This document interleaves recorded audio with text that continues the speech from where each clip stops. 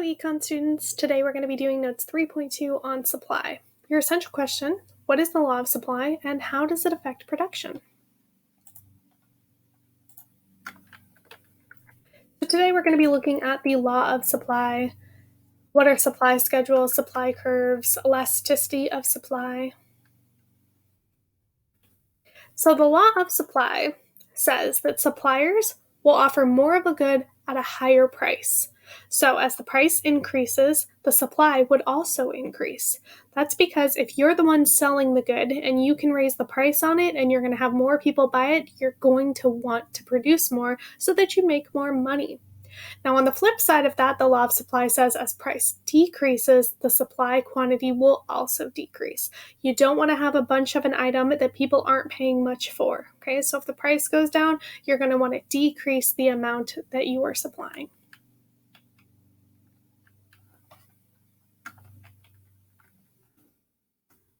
So economists use the term quantity supplied to describe how much of a good is offered for sale at a specific price.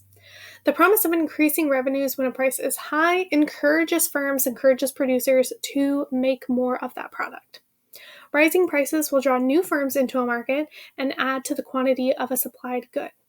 So if there's the opportunity to make more money, more people are going to get involved in that market.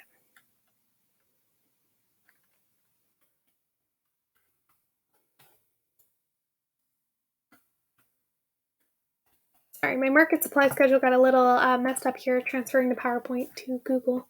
But a market supply schedule is the chart that lists how much of a good all suppliers will offer at different prices. So kind of like our demand schedule that we just learned about yesterday, it's the same thing, but this is for the producers and the supply that they are going to offer. So like we used yesterday, example of a slice of piece of pizza and the slices produced per day. So if we're thinking about how much we're going to sell, we have to think about the price. How much will people be willing to buy at that price level? So plotting that information is on this here supply curve. So you can take that those numerical representations and you can plot them on the curve. The market supply curve is the graph of the quantity supplied of a good at all suppliers will have at different prices. So the elasticity of supply is a measure of a way that the quantity supplied reacts to a change in price. If supply is not very responsive to a change in price, it's considered inelastic.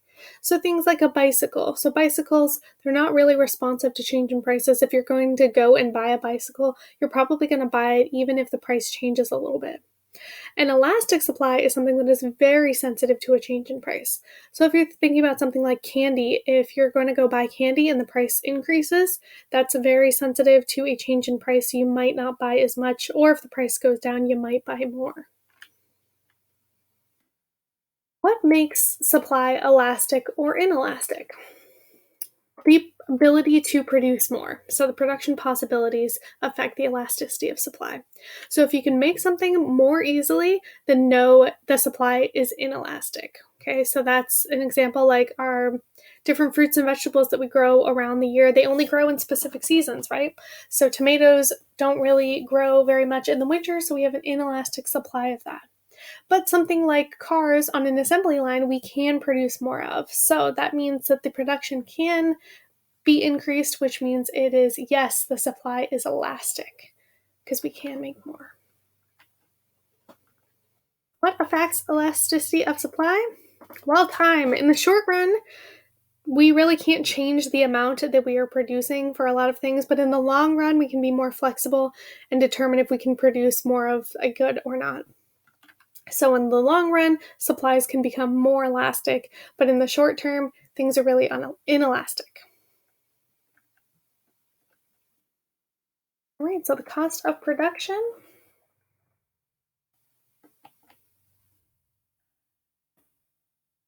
When you own a business, you have a company, you have to decide on your labor. Business owners have to consider how the number of workers that they have and that they hire will affect their total production. The marginal product of labor is the change in output from hiring one additional unit of labor or one additional worker. So this here shows us the marginal product of labor. If we're hiring more people, Let's say we have a beanbag company here. This was my example. If you're making beanbags, one person could make 4 beanbags per hour, but if we hire 2 people, we can have increased specialization. We can start to produce more. But eventually we start having decrease because there's too many people, not enough things for them to do. So increasing marginal returns occur when the marginal production levels increase with new investment. So if we're going to hire more workers, we're going to have an increase in how many beanbags we can produce. But a diminishing marginal return occurs when marginal production levels start to decrease with new investments. So that means that here we're hiring more people. We've hired 3 people. Things are going really great. We've hired 4 people, and now we don't have enough machinery. We don't have enough work for everybody to do. So we have 2 people working at the same place. We're going to start having a diminishing marginal return. And then eventually, if you keep hiring more and more people, it can go into the red. So we can go into the negative marginal return. That happens when marginal product of labor becomes negative. We are actually losing money by having that many people be working. So when you are producing goods, you have to think about the costs that you have. So there's both fixed costs and variable costs. Fixed costs are costs that do not change. They're going to stay the same each month regardless of how much you were producing. So examples, things like rent, or if you have managers that are working on a salary schedule, those are going to be the same cost every single month. Variable costs, on the other hand, are variable goods, so things that change, right? So variable costs rise or fall depending on how much you produce. So this would be like your raw materials that you need to create these beanbags, or some of your labor costs. Now the total costs are your fixed costs plus your variable costs. The marginal cost is the cost of producing one more unit of a good. So we can break it down to one single item and see how much the marginal cost would be to produce one more unit of a good. The marginal revenue is the additional income from selling one more unit of a good. It's usually equal to price. To determine the best level of output, firms have to determine all of their costs. So firms have to determine the output level at which the marginal revenue is equal to the marginal costs.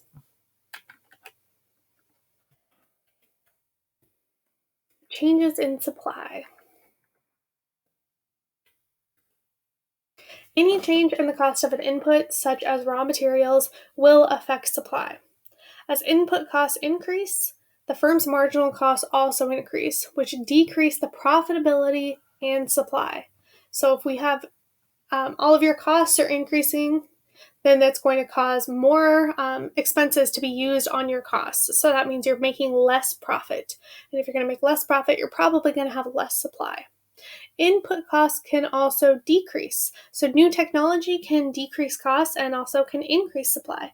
If you have new technology, new machinery that can make the work easier, you're going to want to invest in that so that you can increase your supply and decrease your costs overall.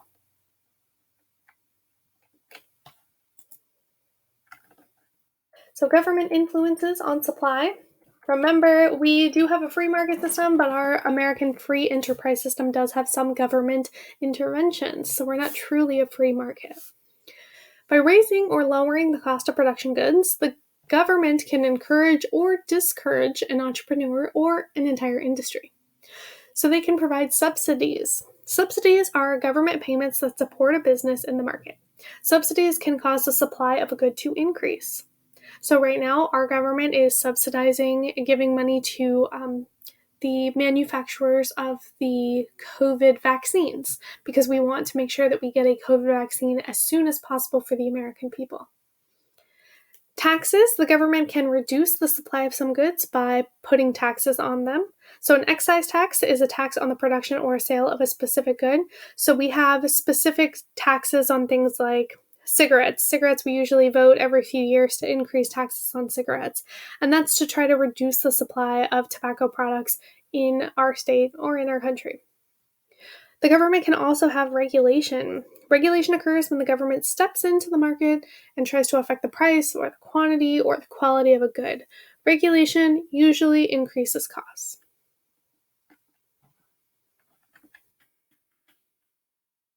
We have other factors that can also influence supply. The global economy obviously can influence supply. If we have goods coming in from other nations, that can increase or decrease your supply.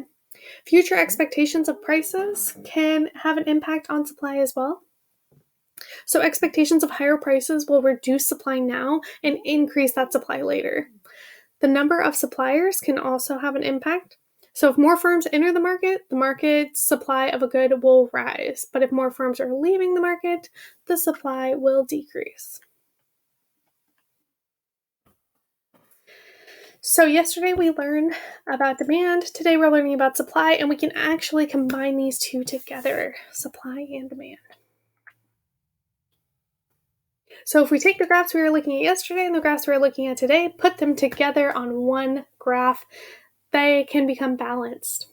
So the point at which the quantity demanded and the quantity supplied come together is known as equilibrium. And that's this point right here in the middle. Equilibrium is what everybody is trying to get towards. Okay, so that's the proper amount of supply, that we don't have an excessive supply. That's the proper demand. That is the equilibrium price. If we have a shortage, if we have too much demand and we don't have enough supply, this is considered a shortage. So we don't have enough to meet the needs right then, right? If we have excess supply and we don't have enough demand for it, so all of these over here, if we have so much supply and nobody wants it, that's considered a surplus. So that's when we have too many things. So that you can think about your Halloween candy that we're clearancing at the stores right now. We have too much of a supply and not enough people want it. That's a surplus. If the market price or the quantity supplied is anywhere but the equilibrium price, so anywhere but the point right there in the middle, it's considered to be disequilibrium. And that can either happen because of a shortage or a surplus. So shortage, remember, the excess demand, or the surplus, the excess supply. So the interactions between buyers and sellers in our free market system will always push the market back towards equilibrium. In some cases, the government actually steps in to control prices. These interventions appear as price ceilings or price floors. So price ceilings are the maximum price that can be legally charged for a good. An example would be like rent control. That was something that was just on the ballot that got voted down this year. So rent control, that would be like the government setting a limit on how much they can increase rents every single year.